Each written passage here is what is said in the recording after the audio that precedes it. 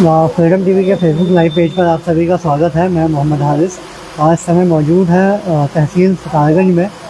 ये तहसील कार्यालय है सितारगंज का, सामने कोतवाली है। और जैसा कि आपको शीर्षक में दिख रहा होगा, एक लड़की जो नाबालिग लड़की 43 दिन से यहाँ से सितारगंज से लापता है। अभी तक उसका कोई सुराग जो है परिजनों को नहीं है।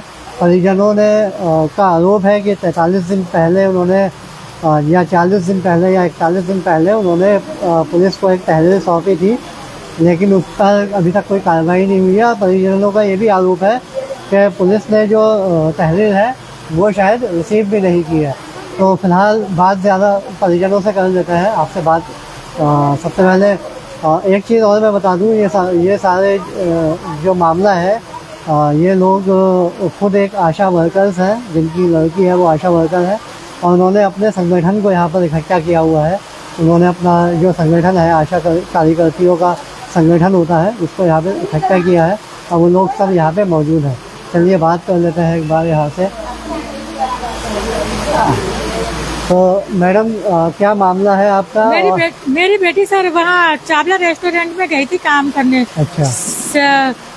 17 जून को लगी थी और 17 जून से रात्रि 9 बजे आती थी। और 6 जुलाई को मेरे घर पर वो नहीं आई। अच्छा। रात में कम से कम 8:30 या 9 के लमसम ममता जो वहाँ काम करती है उसकी कॉल आई मेरे पास, बोली आंटी निशा आ गई है। मैंने कहा निशा तो नहीं आई है। तो मैं होपलेस हो गई, घबरा गई। मैंने कहा निशा नहीं आई, जल्दी से मेरे रेस्टोरेंट वाले भैया से बात कराओ। उन्होंने बात कराई तो वो बोले 6 बजे चली गई है निशा। तो मैं और घबरा गई। फिर उसके बाद में उसकी कॉल आई ममता कि वही रेस्टोरेंट वाली की, बोली आंटी आप सो जाओ, निशा सुबह को आ जाएगी। तो मैंने कहा सुबह को क्यों आएगी, मैं थाने में कंप्लेंट करूंगी। फिर रात में मैं मेरे हस्बैंड दोनों गए चावला रेस्टोरेंट में, तो कहा 6 बजे छुट्टी कर दी थी। मैंने कहा सर आपको 6 बजे छुट्टी की थी तो आप मुझे कॉल करते, मेरी बेटी कहाँ है। बोले हमने 6 बजे छुट्टी। मैंने कहा रात को 9 बजे जाती तो कम से कम मुझे कॉल करनी चाहिए थी, मैं अपनी बेटी को आके ले जाती। उसके बाद 7 जुलाई को मैंने यहाँ कंप्लेंट की थाने में। डेली आती जाती हूँ, यहाँ मेरी कोई सुनवाई नहीं है। आपने तहरीर दी थी? तहरीर दी थी, इन्होंने कोई मोहर और कुछ नहीं लगा के दी। अच्छा, रिसीव नहीं जी रिसीव इन्होंने नहीं, कोई मोहर और नहीं, ऐसे सादा सिंपल थमा दी मुझे। लड़की आपकी नाबालिग है? लड़की मेरी नाबालिग है और 40 दिन से लापता है। पुलिस ने आपसे तहरीर भी नहीं ली है। 1 महीना 13 दिन हो गया है आज। 43 दिन लगभग? जी 43 दिन हो गए हैं सर। जब मैं यहाँ आती हूँ रोज हाँ ला दूँ, बबीता मैम ने कहा था कि मैं ला दूंगी लड़की आपकी, पर ये लड़की नहीं लेके आई मेरी। ये लड़के को लेके गई वहाँ चंडीगढ़। चंडीगढ़ में लड़के के पापा जी रहते हैं, वहाँ मेरे लड़के को बबीता मैम ने और यहाँ कोई पुलिस वाले सर है, नाम तो मैं नहीं जानती हूँ, दोनों ने गुपचुप उससे अंदर बातें की, कहा सलमान तुम बाहर जाओ। फिर ये मेरा बेटा 8 बजे वहाँ से 3 तारीख की गए थे, ये 4 तारीख को आए हैं। 4 तारीख को जब मैं घबरा के वो वहाँ गई हूँ रुद्रपुर कप्तान के वहाँ, एक मैंने सीओ को रिपोर्ट दी है, एक कप्तान को दी है, एक डीएम को दी है। वहाँ से आई हूँ मैं, वहाँ चक्कर खा के बेहोश हो गई। वहाँ रुद्रपुर की मैडम ने कोई यहाँ कोतवाल सर को फोन किया, बोले कोतवाल सर ने कहा मेरे से कि ऐसा है तेरी लड़की मेरे पास है। मैंने कहा सर आप कैसी बात करो, आपके पास है? बोले हाँ तेरी लड़की केरला में है। मैंने कहा केरला में है सर? फिर तो ये चंडीगढ़ वाला किसने बताया कि चंडीगढ़ में है? बबीता मैम ने। और केरला वाला किसने बताया? ये कोतवाल सर ने कहा था मुझसे।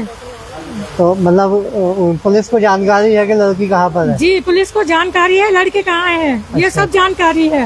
फिर मैं वहाँ से आई तो वहाँ की मैडम ने रुद्रपुर वाली बोली सर बुला रहे हैं। मैंने कहा मेरी तबीयत बहुत सीरियस है, मैं आज नहीं जाऊंगी, कल जाऊंगी कोतवाली। जब कल दूसरे 5 तारीख को कोतवाली आई हूँ तो मैंने कहा बबीता मैम प्लीज मेरी लड़की ढूंढिए दीजिए कहीं से, उसके किसी भी परिवार वालों को यहाँ लेके आइए। बोली नहीं मैं नहीं आऊंगी। मैंने कहा विधायक जी ने कॉल भी करी थी, बोली विधायक हो कोई भी हो मैं उससे घर वालों को विधायक सौरभ बहुगुणा ने? जी हाँ। अच्छा। सौरभ भैया ने कॉल की थी, बोले कोई भी हो मैं उठा के नहीं लाऊंगी। मैंने कहा मैडम आपको उठाना होगा।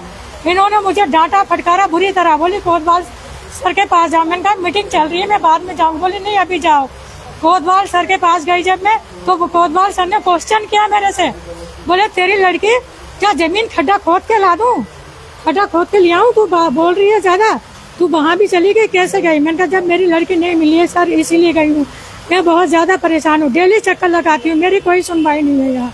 फिर 7 तारीख को मैं यहाँ आई, 7 तारीख को जब आई थी तो बबीता मैम ने क्या करा, जो बबीता मैडम है दरोगा, मैं रोते रोते इन दोनों की बातें सुन करके 7 तारीख को बेहोश हो गई, गिर गई। तो बबीता मैम ने मेरे को उठाया।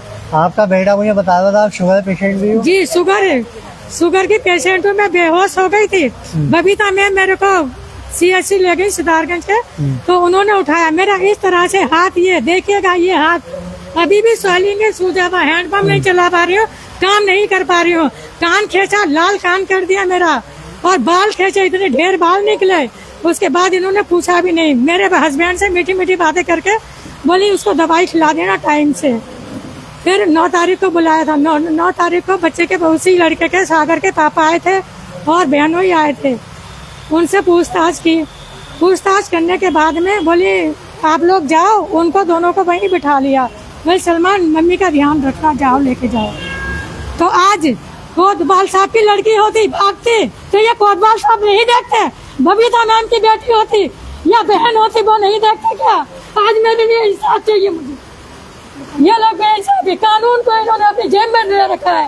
इस वर्दी को उतार देंगे कोतवाल साहब, बबीता दरोगा भी वर्दी को उतार दे, क्यों नौकरी कर रही है? हमें इंसाफ चाहिए, हमें इंसाफ चाहिए, हमें इंसाफ चाहिए, मुझे नहीं बेटी चाहिए। 24 घंटे के अंदर आपकी अध्यक्ष जो है इस टाइम कौन है? मुझे मेरी बेटी चाहिए, मुझे मेरी बेटी चाहिए, छोड़ दे। जब मुझे मेरी बेटी चाहिए। जब पुलिस किस लिए होती है, दरोगा या किस लिए है? अगर कुछ नहीं कर पा रहे हैं तो फिर रहने दे, फिर किस लिए? मतलब वो परेशान हुई है, माँ बाप कितने परेशान हुए हैं कि हमारे बच्चे ढूंढना 1 महीने से भी ऊपर हो गया है, कम से कम कहीं तो पता चले कि कहाँ है। पर्दा ना करना, और वो बच्ची की माँ है उसको परेशानी हो रही है, वो इधर उधर भटक रही है, कभी कहीं भटका रहे हैं उसको, कभी कहीं भटका रहे हैं। और पुलिस प्रशासन इतने बड़े पद में होने के बाद उन लोगों को इस तरह से उसकी माँ को प्रताड़ित कर रहे हैं, मार रहे हैं, झुझोर रहे हैं। और बताओ इस तरीके से हरकतें कौन करता है? हम क्या विश्वास करें इस पुलिस पर, जब कहते हैं कि जनता के रक्षक हैं, यही खुद भक्षक बन के बैठे हैं। क्या क्या इनसे उम्मीद करेंगे बताओ? अगर वो लड़की 2 दिन के अंदर नहीं मिली, एक सितारगंज में नहीं आई, तो फिर हम लोग यहाँ पर धरना देंगे, बिल्कुल यहाँ पर बैठ जाएंगे थाने के बाहर। लड़की चाहिए 2 दिन के अंदर। तो और हमारा कहना ये है कि जब 7 जुलाई को उनकी लड़की लापता हुई आप है, सब आशा वर्कर्स हैं ना? और जब वहाँ 7 जुलाई को उनकी लड़की गायब हुई हो तो बबीता मैडम ने गुमशुदा की रिपोर्ट क्यों लिखवाई? बल्कि जो उसको पता था, नाम सही उसने दे रखा, मेरी लड़की को लड़का वो लेके गया, तो उन्होंने गुमशुदा की क्यों लिखवाई? इसके बाद में ये मैटर जो नहीं, अगर चलिए गुमशुदा लिखवाई भी है तो गुमशुदा में भी लड़की को लाना फर्ज है पुलिस का। तो उनका मतलब हमारा कहना ये है, बबीता मैडम ने उसको इतना टॉर्चर किया, अकेले को देके टॉर्चर किया ना। हमारी जो कार्रवाई उन्होंने बबीता मैडम के पास भेजा, हमें बबीता मैडम ही केस में चाहिए, वो इसका समाधान हमारा होगा। जो दूसरों को देके चले कि उसमें बिल्कुल वो नहीं करेंगे। 2 दिन के अंदर इनकी बेटी नहीं आती है तो हम रोडों पे भी कोतवाली में घेराव भी करेंगे। और बबीता मैडम हमें चाहिए यहाँ हर हाल में। जब उन्होंने केस लिया था ना, जब इसको पागल बना गुमराह कर रखा था, एक तरीका नहीं होता है, उनकी दी बेटी होती ऐसे थोड़ी करती, वो भी एक माँ है, उनको इतना उल्टा सीधा बोली थी, ये कौन सा तरीका? भाई वर्दी किस लिए पहनी जाती है? प्रशासन किस लिए वो करके, जब वहाँ जिले में भी जा रखी, सब काम करके अकेले को देखिए इतना टॉर्चर किया गया। भाई हम बिल्कुल बर्दाश्त नहीं करेंगे, बर्दाश्त से हद हो गई हमारी। हम बबीता मैडम हमें यहाँ चाहिए, केस उसने ले गए, उसके पास केस हमें बबीता मैडम हर हाल में चाहिए, हम किसी के वो नहीं करेंगे।